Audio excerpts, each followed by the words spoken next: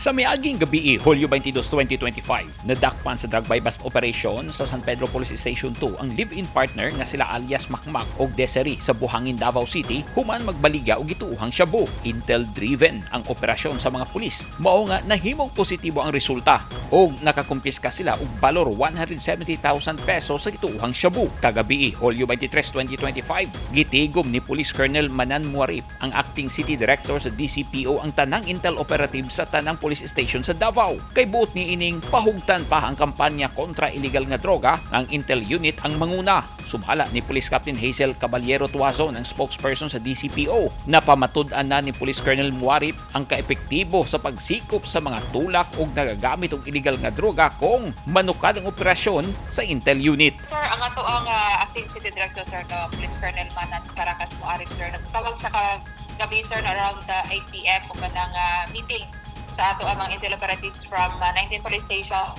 and from City Drug Enforcement Unit and sa ato ang mga intel operatives diri sa DCPO headquarters, sir. Gumikan kaya gusto pa nga pakusgan sa ato ang active city director, sir, no, kung unsa may mga accomplishment karon sa Davao City Police Office sa ato ang campaign against illegal drugs.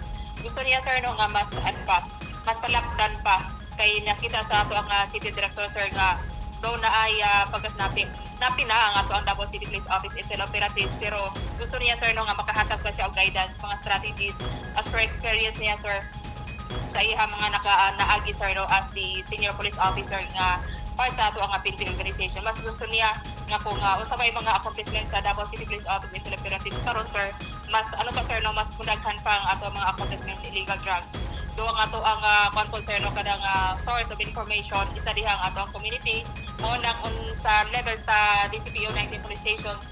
Gusto ni CD, sir, no, gusto ni CD nga ang ato ang information nga nakuha from the barangay officials sa mga tao sa barangay, mas ayuhon pa, sir, no, ang kanang pakiglambigit, coordinate kung sa may mga karon nga na-receive sa ato ang kapulisan from the community, sir. Gusto ni CD, sir, nga mas mudaghan pa ang mga information nga ma-receive nato. Tabang sa mga barangay officials o komunidad ang usa sa dakong tabang pagbatok sa illegal nga droga. Sumala sa DCPO, dili hinuon hitak ang illegal nga droga sa syudad.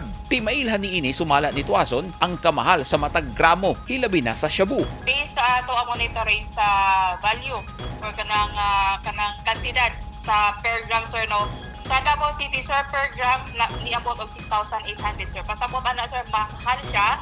Pasabot ana, sir, dili sa ingon nga daghan or hitak ang illegal drugs dili sa Davao City, sir. Ang ato ana gyud, sir, no, bisan gamay na nga illegal drugs na adri sa sulod sa atong area responsibility, gusto ni CD, sir, nga kaon gyud, no, sa mga pusher or naa sa ilahang posisyon gumikan kay kung ila pa na magamit, sir. One of the reasons, one of the factors kung anong daghang krimen sa isa ka lugar gumikan sa influensya sa illegal drugs. Wanang gusto ni CD, magamay man o madako, kailangan madakpan, sir, ang mga individuals involved sa illegal drugs. Nagtuo ang DCPO nga daghang krimen nga nahitabo sa syudad konektado sa illegal nga droga. Busa nanawagan sab og suporta ang kapulisan sa mga Davaoenyo aron mas mukunhod pa ang ginadiling droga sa syudad.